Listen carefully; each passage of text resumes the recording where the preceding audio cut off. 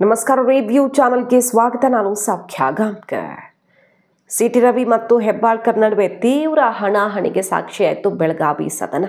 ಅದಾದ ಮೇಲಿನ ಬೆಳವಣಿಗೆಗಳನ್ನು ನೋಡಿದ್ದೀವಿ. ಒಂದು ಕಡೆ CID, ಮತ್ತೊಂದು ಕಡೆ ಸಿಟಿ ರವಿಯವರ ಹೋರಾಟ, ಮಾನವ ಹಕ್ಕುಗಳ ಆಯೋಗದ ಮೊರೆ ಹೋಗಿರೋದೆಲ್ಲ ಗಮನಿಸಿದ್ದೀವಲ್ಲ. ಇದರ ನಡುವೆ ಈಗ ಲಕ್ಷ್ಮೀ ಹೆಬ್ಬಾಳ್ಕರ್ಗೆ ಎದುರಾಗಿದೆ ಆಘಾತ.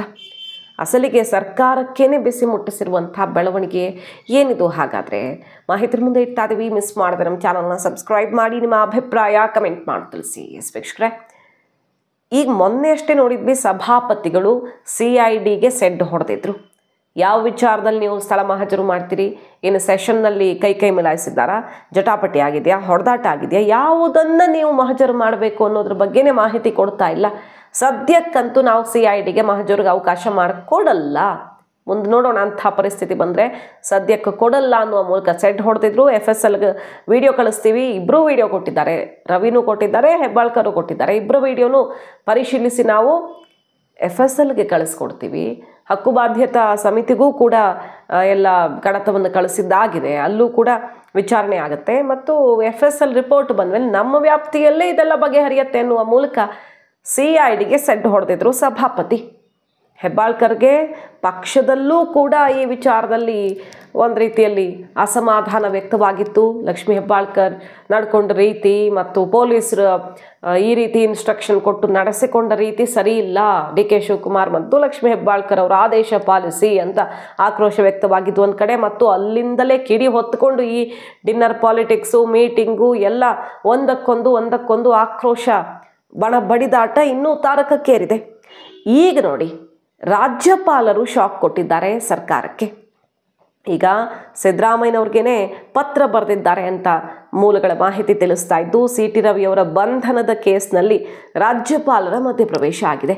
ಮುಖ್ಯಮಂತ್ರಿಗಳೇ ಖುದ್ದು ಇಲ್ಲಿ ಈ ಕೇಸ್ನ ಬಗ್ಗೆ ಬಹಳ ಗಂಭೀರವಾದ ವಿಚಾರ ಆಗಿರೋದ್ರಿಂದ, ಜನಪ್ರತಿನಿಧಿ ನಿಮ್ಮಂತೆ ಸಿಟಿ ರವಿ ಕೂಡ ಒಬ್ಬ ಜನಪ್ರತಿನಿಧಿ ಆಗಿರೋದ್ರಿಂದಾಗಿ ಕೂಡಲೇ ಕ್ರಮ ಕೈಗೊಳ್ಳಿ ಅಂತ ರಾಜ್ಯಪಾಲರ ಪತ್ರ ಬಂದಿರುವ ಬಗ್ಗೆ ಈಗ ಸುದ್ದಿ ಹೊರಗಡೆ ಬರ್ತಾ ಇದೆ. CMಗೆ ಗೆಹ್ಲೋಟ್ ಪತ್ರ ಬರೆದಿದ್ದಾರೆ ಅಂತ ಹೇಳಲಾಗ್ತಿದ್ದು, ಸಿಟಿ ರವಿ ಬಂಧನ ಪ್ರಕರಣ ಸಂಬಂಧ ಅಮಾನವೀಯವಾಗಿ ಪೊಲೀಸರು ನಡೆಸ್ಕೊಂಡು ವಿಚಾರ ಏನಿದೆ ಅದು ದೂರಿನ ಮೂಲಕ ರಾಜ್ಯಪಾಲರ ಅಂಗಳ ತಲುಪಿತ್ತು. BJP ನಿಯೋಗ ಮತ್ತು ಸಿಟಿ ರವಿ ಅವರು ಕೂಡ ಪ್ರತ್ಯೇಕವಾಗಿ ನನ್ನನ್ನು ಹೇಗೆ ನಡೆಸ್ಕೊಂಡ್ರು, ಕ್ವಾರಿಗೆ ಬಳಿ, ಕಬ್ಬನ ಗದ್ದೆ ಬಳಿ, ಕಾಡಲ್ಲಿ, ಮೇಡಲ್ಲಿ ಎಷ್ಟೆಷ್ಟು ಜಿಲ್ಲೆಗಳನ್ನು ಸುತ್ತಾಡಿಸಲಾಯಿತು, ಯಾವ ರೀತಿ ನನಗೆ ಜೀವ ಬೆದರಿಕೆ ಹಾಕಲಾಯಿತು, ಪೊಲೀಸರು ಸುಪಾರಿ ಕಿಲ್ಲರ್ಗಳಂತೆ ನಡೆದುಕೊಂಡಿದ್ದು, ಆಗಾಗ ಅವ್ರಿಗೆ ದೊಡ್ಡವರ ಕಾಲ್ ಬರ್ತಾ ಇದ್ದಿದ್ದು, ಆಗ ನನ್ನನ್ನು ನಿರ್ಜನ ಪ್ರದೇಶದಲ್ಲಿ ಕರ್ಕೊಂಡು ಹೋಗಿ ನಿಲ್ಲಿಸ್ಕೊಳ್ತಾ ಇದ್ದಿದ್ದು, ಮತ್ತು ನನಗೆ ಈ ರೀತಿ ಏಟಾಗಿದೆ, ಊಟ ತಿಂಡಿ ನಿದ್ದೆ ಇಲ್ಲದೆ ಹೇಗೆ ಅಲದಾಡಿಸಿದ್ದಾರೆ, ನನ್ನ ಹೆಣವನ್ನು ಕಳಿಸ್ಕೊಡ್ಬೇಕು ಅನ್ನೋ ತನಕ ಪ್ಲಾನ್ ಆಗಿತ್ತು ಅಂತೆಲ್ಲ ಅಲ್ವಾ ಅವ್ರು ಹೇಳಿರೋದು, ದೂರಿರೋದು. ಮತ್ತು ಮಾನವ ಹಕ್ಕುಗಳ ಆಯೋಗಕ್ಕೆ ರಾಜ್ಯಪಾಲರಿಗೆ ದೂರು ಕೊಟ್ಟಿರೋದು. ಈ ಬಗ್ಗೆ ಒಂದಿಷ್ಟು ಸಾಕ್ಷಿಗಳನ್ನು ಒದಗಿಸಿರ್ತಾರೆ ಅವರು. ಸುಮ್ಮನೆ ಹೋಗಿ ಬಾಯಿ ಮಾತಲ್ಲಿ ಹೇಳಿದ್ರೆ ಆಗಲ್ಲ, ಒಂದಷ್ಟು ಸಾಕ್ಷಿಗಳನ್ನು ಒದಗಿಸ್ಬೇಕಾಗತ್ತೆ. ಈಗ ರಾಜ್ಯಪಾಲರು ಇದ್ರ ಬೆನ್ನಲ್ಲೇ ಕಾನೂನು ಕ್ರಮವನ್ನು ಕೈಗೊಳ್ಳಿ, ಅಮಾನವೀಯವಾಗಿ ಒಬ್ಬ ಜನಪ್ರತಿನಿಧಿಯನ್ನ ಅನ್ನೋದಕ್ಕಿಂತ ಎಲ್ರಿಗೂ ಒಂದು ಮಾನವ ಹಕ್ಕು ಅಂತಿರುತ್ತಲ್ಲ, ಅದ್ರ ಮೀರಿ ಇಲ್ಲಿ ಇವರು ಜನಪ್ರತಿನಿಧಿಯೂ ಆಗಿದ್ದಾರೆ. ಪೊಲೀಸರ ವಿರುದ್ಧ ಸೂಕ್ತ ಕಾನೂನು ಕ್ರಮ ಕೈಗೊಳ್ಳುವಂತೆ ರಾಜ್ಯಪಾಲರು ಈಗ ರಾಜ್ಯ ಸರ್ಕಾರಕ್ಕೆ ಸೂಚನೆ ಕೊಟ್ಟಿದ್ದಾರೆ ಅನ್ನೋದು ಪತ್ರದ ಬಗ್ಗೆ ಸಿಗ್ತಿರುವಂಥ ಮಾಹಿತಿ. ರಾಜ್ಯಪಾಲ ತಾವರ್ಚಂದ್ ಗೆಹ್ಲೋಟ್ ಅವರು ಮುಖ್ಯಮಂತ್ರಿ ಸಿದ್ದರಾಮಯ್ಯನವ್ರಿಗೆ ಪತ್ರ ಬರೆದಿದ್ದಾರೆ ಅಂತ ಈಗ ಹೇಳಲಾಗ್ತಿದ್ದು, ಆ ಪತ್ರ ಕೂಡ ವೈರಲ್ ಆಗಿದೆ.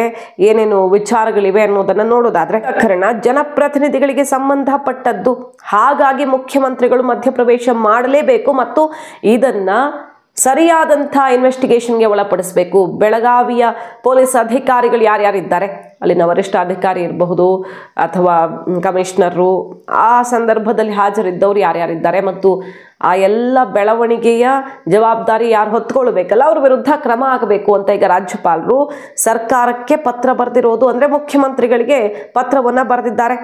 ಪೊಲೀಸ್ ಅಟ್ರಾಸಿಟಿಯ ವಿರುದ್ಧ ಕ್ರಮ ಕೈಗೊಳ್ಳಿ, ದೌರ್ಜನ್ಯದ ವಿರುದ್ಧ ಕ್ರಮ ಕೈಗೊಳ್ಳಿ ಅನ್ನುವಂಥ ವಿಚಾರ ಪತ್ರದಲ್ಲಿ ಉಲ್ಲೇಖವಾಗಿದ್ದು, ಕೂಡಲೇ ಸಿಟಿ ರವಿ ಬೇಕಾದಂಥ ಏನು ಸೆಕ್ಯೂರಿಟಿ, ಅವ್ರಿಗೆ ಜೀವ ಭಯ ಇದೆ ಅಂತ ಹೇಳ್ತಾ ಇದ್ದಾರೆ. ದೊಡ್ಡವರಿಂದ ಜೀವ ಭಯ ಬರ್ತಾ ಇದೆ ಅಂತ, ಹಾಗಾಗಿ ಅವ್ರಿಗೆ ರಕ್ಷಣೆ ಕೊಡೋದು ಮತ್ತು ಕೂಡಲೇ ಆ್ಯಕ್ಷನ್ ತಗೊಳ್ಳೋದು. ಬೆಳಗಾವಿ ಪೊಲೀಸ್ ಕಮಿಷನರ್ ಮತ್ತು SP ಬೆಳಗಾವಿ ಇವರ ವರ್ತನೆ ಮತ್ತು ಅವರ ವರ್ತನೆಗೆ ಕಾರಣ ಆಗಿದ್ದೇನು ಅನ್ನೋದ್ರ ಬಗ್ಗೆ ಒಂದು ಪರ್ಸನಲ್ ಪ್ರೋಬ್ ಆಗಬೇಕು, ಹಾಗೆ ಅವರ ವಿರುದ್ಧ ಕ್ರಮ ಕೈಗೊಳ್ಳಬೇಕು ಅನ್ನುವಂಥ ವಿಚಾರ ಪತ್ರದಲ್ಲಿ ಉಲ್ಲೇಖ ಆಗಿರೋ ಬಗ್ಗೆ ವರದಿಗಳು ಈಗ ಹೊರಗಡೆ ಬಂದಿರೋದು. ಸೊ ಲಕ್ಷ್ಮೀ ಹೆಬ್ಬಾಳ್ಕರ್ಗೆ ಈ ಕೇಸ್ನಲ್ಲಿ ಎಲ್ಲೆಡೆಯಿಂದ ಆಘಾತವೇ ಎದುರಾಗ್ತಿದೆಯಾ? ಪಕ್ಷದಲ್ಲೂ ಇದನ್ನು ಯಾರು ಸಮರ್ಥನೆ ಮಾಡ್ಕೊಳ್ತಾ ಇಲ್ಲ. ಬದಲಾಗಿ ಇಂಥದ್ದು ಸಾವಿರಾರು ನಡೆದು ಹೋಗಿದೆ ಸೆಷನ್ನಲ್ಲಿ. ಅದು ರಾಜ್ಯಸಭೆ ಲೋಕಸಭೆಯಲ್ಲಿರ್ಬಹುದು, ಇಲ್ಲಿ ವಿಧಾನಸಭೆ ಪರಿಷತ್ತಲ್ಲಿರ್ಬೋದು, ಸಾವಿರ ನಡೆದು ಹೋಗಿದೆ. ಅದೇನೇ ನಡೆದ್ರೂ ಅಲ್ಲಲ್ಲೇ ಮುಗಿದು ಹೋಗಬೇಕು. ಸೆಷನ್ನ ಒಳಗಡೆ ಸಂವಿಧಾನದ ಚೌಕಟ್ಟಲ್ಲಿ ವಿಶೇಷವಾದಂಥ ಅಧಿಕಾರ, ಅಲ್ಲಿ ಬೇರೆ ಇದ್ದೇ ಆದಂಥ ವಿಚಾರಗಳಿರ್ತವೆ. ಆ ರೀತಿಯಲ್ಲಿಯೇ ಮುಗಿದು ಹೋಗಬೇಕಾದದ್ದು ಇಲ್ಲಿಗೆ ಎಳತರದ್ದು ಬೇಕಾಗೇ ಇರಲಿಲ್ಲ ಅನ್ನುವಂಥ ಅಸಮಾಧಾನದ ಮಾತುಗಳೇ ಪಕ್ಷದಲ್ಲಿ ಕೇಳಿಬಂದವು. ಅದನ್ನು ಮೀರಿ ಈಗ ಆಕ್ರೋಶವೇ ಸ್ಫೋಟವಾಗಿದೆ. ಯಾಕೆ? ಗೃಹ ಸಚಿವರು ತನ್ನ ಇಲಾಖೆಯಲ್ಲಿ ಹಸ್ತಕ್ಷೇಪ ಮಾಡಿದ್ರು. ತನ್ನ ಪರ್ಮಿಷನ್ ಮೇರೆಗೆ ಪೊಲೀಸರು ನಡ್ಕೊಳ್ಬೇಕಿತ್ತಲ್ವಾ? ತನಗೇ ಕಾಯದೆ ಬೇರೆಯವರ ಯಾರೋ ಮಿನಿಸ್ಟರ್ ಸೂಚನೆಯಂತೆ ಪೊಲೀಸರು ವರ್ತಿಸಿದ್ದಾರೆ. ಈಗ ಗೃಹ ಇಲಾಖೆ ಕೆಟ್ಟ ಹೆಸರು ಬಂದು ಅದನ್ನು ನಾನು ಹೊಣೆ ಹೊರಬೇಕಾಗಿದೆ ಅನ್ನೋದಕ್ಕೆ ಸಿಟ್ಟು ಮಾಡ್ಕೊಂಡಿರೋದು. ಪೊಲೀಸರ ವರ್ತನೆ ಬಹಳಷ್ಟು ಬಾರಿ ಮುಜುಗರ ತಂದಿಡತ್ತೆ. ಮಾಹಿತಿ ಪಡ್ಕೊಳ್ತೀನಿ ಏನಾಗಿದೆ ಅಂತ ಹೇಳೋ ಮೂಲಕ ಇದು ನನಗೆ ಗೊತ್ತಿಲ್ಲ ಅಂತ ಕ್ಲಿಯರ್ ಆಗಿ ಹೇಳಿದ್ರು. ಅದಕ್ಕೊಂದು ದೊಡ್ಡ ಅಸಮಾಧಾನ ಇಷ್ಟೆಲ್ಲ ಈ ಮೀಟಿಂಗ್ಗಳ ಹಿಂದೆ ಅದು ಒಂದು ದೊಡ್ಡ ಕಾರಣವೇ. ಬೆಳಗಾವಿ ಉಸ್ತುವಾರಿ ಸಚಿವ ಸತೀಶ್ ಜಾರಕಿಹೊಳಿ ಅವರು ಕೂಡ ಪೊಲೀಸರು ನಮ್ಮ ಮಾತೆಲ್ಲ ಕೇಳಿಲ್ಲ ಅನ್ನುವ ಮೂಲಕ ಬೆಳಗಾವಿ ವ್ಯಾಪ್ತಿಯಲ್ಲಿ ನಮ್ದೇನು ಆಗೇ ಇಲ್ಲ, ಇಲ್ಲಿ ಎಲ್ಲ ತಮಗೆ ಬೇಕಾದಂಗೆ ನಡೆಸ್ಕೊಂಡಿದ್ದಾರೆ ಅನ್ನೋ ಅಸಮಾಧಾನವನ್ನು ಸೇರಿಸಿದ್ರು. ಹೈಕಮಾಂಡ್ ತನಕವೂ ತಲುಪಿ ರಾಹುಲ್ ಗಾಂಧಿ ಅವರ ಹೆಸರನ್ನು ಯಾಕೆ ಬಳಸಿದ್ದೀರಾ ಇಲ್ಲಿ ಈ ಕೇಸಲ್ಲಿ ಅಂತ ಅಲ್ಲಿಂದಲೂ ಕೂಡ ಬಿಸಿ ಮುಟ್ಟಿಸಲಾಗಿತ್ತು. ಈಗ ಸಭಾಪತಿಗಳು ಸೆಡ್ಡು ಹೊಡೆದ ಬೆನ್ನಲ್ಲೇ ರಾಜ್ಯಪಾಲರ ಮಧ್ಯಪ್ರವೇಶ ಆಗಿ ಜನಪ್ರತಿನಿಧಿಯೊಬ್ಬರನ್ನ ಈ ರೀತಿ ಎಳೆದಾಡಿ ಭಯೋತ್ಪಾದಕನಿಗಿಂತ ಹೀನಾಯವಾಗಿ ನಡೆಸ್ಕೊಂಡಿದ್ದು ಸರಿಯಾ ಅನ್ನೋದ್ರ ಸುತ್ತವೇ ಈಗ CT ರವಿ ಅವರಿಗೆ ಅಸ್ತ್ರ ಸಿಕ್ಕಿರೋದು. ಮಾನವ ಹಕ್ಕುಗಳ ಆಯೋಗದ ಮೊರೆ ಹೋಗಿದ್ದಾರೆ. ಮಾನವ ಹಕ್ಕು ಆಯೋಗದ ಮುಂದೆ ಪೊಲೀಸರನ್ನ ನಿಲ್ಲಿಸಬೇಕು ಅನ್ನೋ ಹಠ ಹಿಡಿದು ಕೂತಿದ್ದಾರೆ ಅವರು. ಯಾವ ಕಾರಣಕ್ಕೂ ಈ ಕೇಸಲ್ಲಿ ನಾನು ಹೆಜ್ಜೆ ಹಿಂದಿಡಲ್ಲ ಅಂತ. CID ಎನ್ಕ್ವೈರಿ ಮೂಲಕ ನನಗೆ ನ್ಯಾಯ ಸಿಗತ್ತೆ ಅಂತ ಲಕ್ಷ್ಮೀ ಹೆಬ್ಬಾಳ್ಕರ್ ಹೇಳ್ತಿರೋದು. ಬಟ್ ಒಳಗಡೆ ಮಹಜರ್ಗ ಬಿಡಲ್ಲ ಅಂತ ಸೆಡ್ಡು ಹೊಡೆದಿದ್ದಾರೆ ಸಭಾಪತಿ. ಸೊ ಈ ಎಲ್ಲ ಮಹತ್ವದ ಬೆಳವಣಿಗೆಗಳಲ್ಲಿ ಲಕ್ಷ್ಮೀ ಹೆಬ್ಬಾಳ್ಕರ್ ಅಂದುಕೊಂಡಿದ್ದೇ ಒಂದು, ಆಗಿದ್ದೇ ಒಂದ.